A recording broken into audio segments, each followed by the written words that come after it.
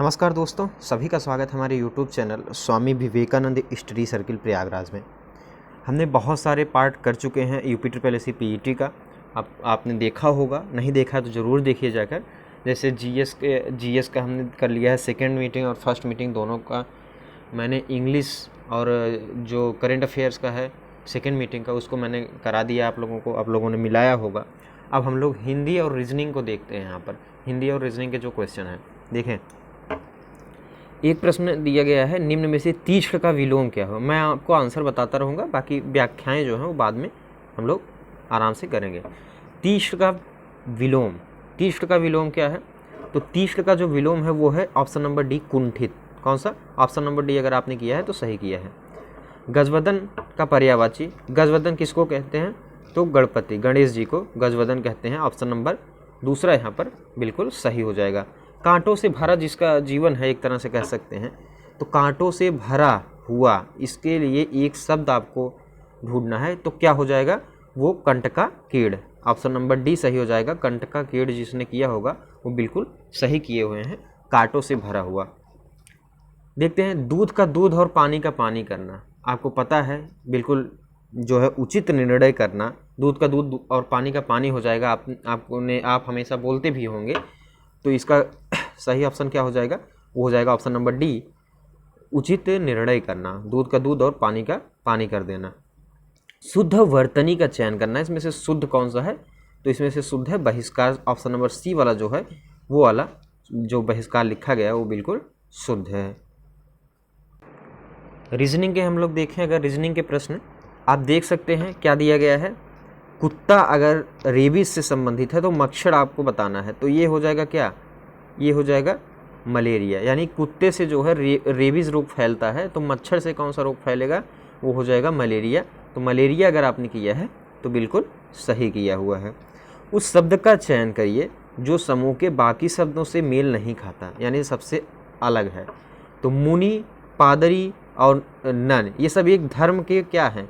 पुरोहित है, समझ लीजिए, धर्म विशेष के हैं।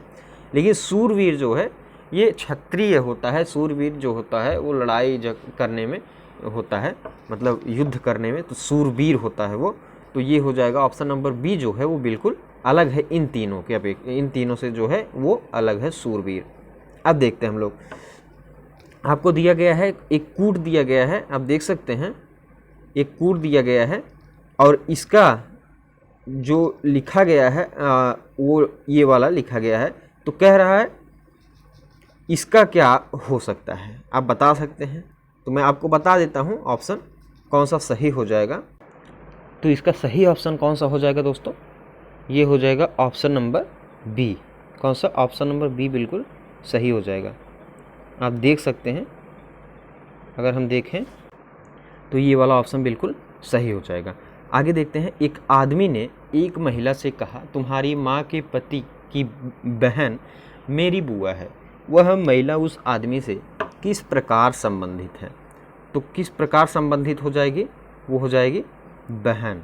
किस प्रकार? बहन, वो उसकी बहन है। ऑप्शन नंबर डी यहाँ पर सही हो जाएगा। अगर हम देखें, एक प्रश्न और दिया गया है, यदि 18 फरवरी 2005 को शुक्रवार है तो 18 फरवरी 2007 को कौन सा दिन होगा? आप देख सकते हैं इसमें लीप ईयर नहीं पड़ा है इसके बीच में, तो सीधा सा ये आंसर हो जाएगा।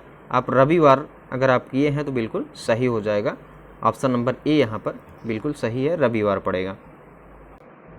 दोस्तों आपको पता है पैसेज दिया गया था, पैसेज के आंसर्स क्या होंगे हम उसको यहाँ पर देखेंगे।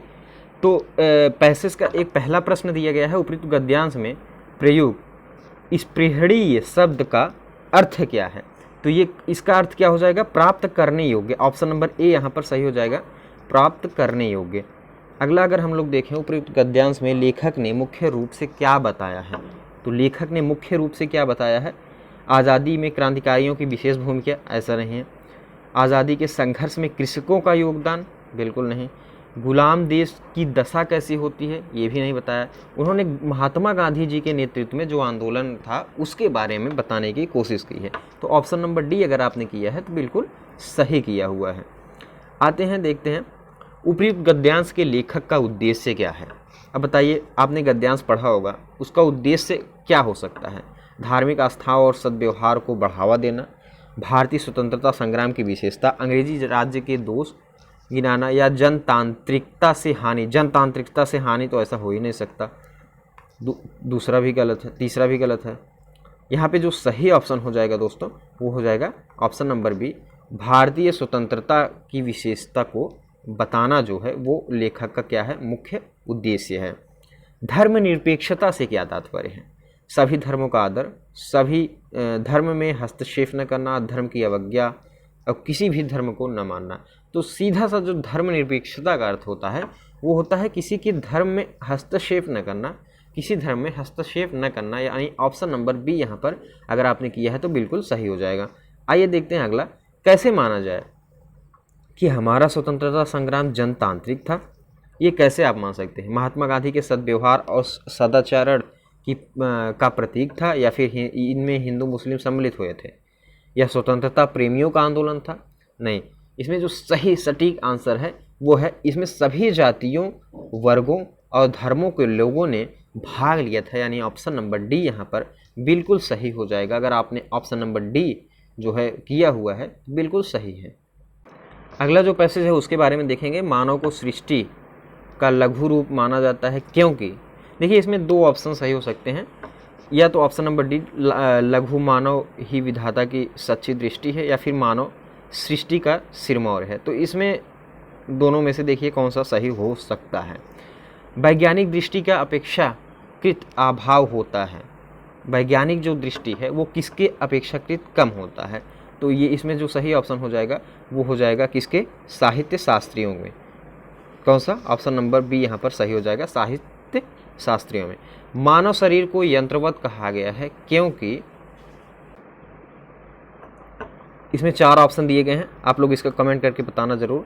अगला देखते हैं हम लोग, शल्य चिकित्सकों द्वारा स्वीकार की गई दायित्वपूर्ण चुनौती क्या है? तो ये सीधा सा यहाँ पे ऑप्शन हो जाएगा, अन्य प्रत्यारोपण, अंग प्रत्यारोपण द्वारा शरीर को सामान्य बनाना। कौन सा? ऑप्शन नंबर सी यहाँ पर बिल्कुल सही हो जाएगा। आगे देखते हैं, अनुच्छेद में प्रयुक्त निरामय शब्द का अर्थ क्या हो जाएगा? तो वो हो जाएगा स्वस्थ। क्या हो जाएगा? स्वस्थ। ऑप्शन नंबर बी यहाँ पर सही हो जाएगा। तो मैंने आपको हिंदी के जो पद्यांश है उसको बताया, हिंदी के जो प्रश्न आए हुए थे उसको बताया, रीजनिंग के प्रश्नों को बताया। आप लोग अपने आंसर्स को मिलान कर लीजिए ज़रूर, और दोस्तों चैनल को सब्सक्राइब कर लीजिए क्योंकि बहुत सारे मैं प्रश्न बताने वाला हूँ, और इसके बाद हम लोग तैयारी भी करेंगे। आपको एक बिल्कुल मुफ्त में तैयारी यहाँ पर चलती है, तो आप लोग चैनल को सब्सक्राइब ज़रूर कर लीजिए दोस्तों। बहुत बहुत धन्यवाद।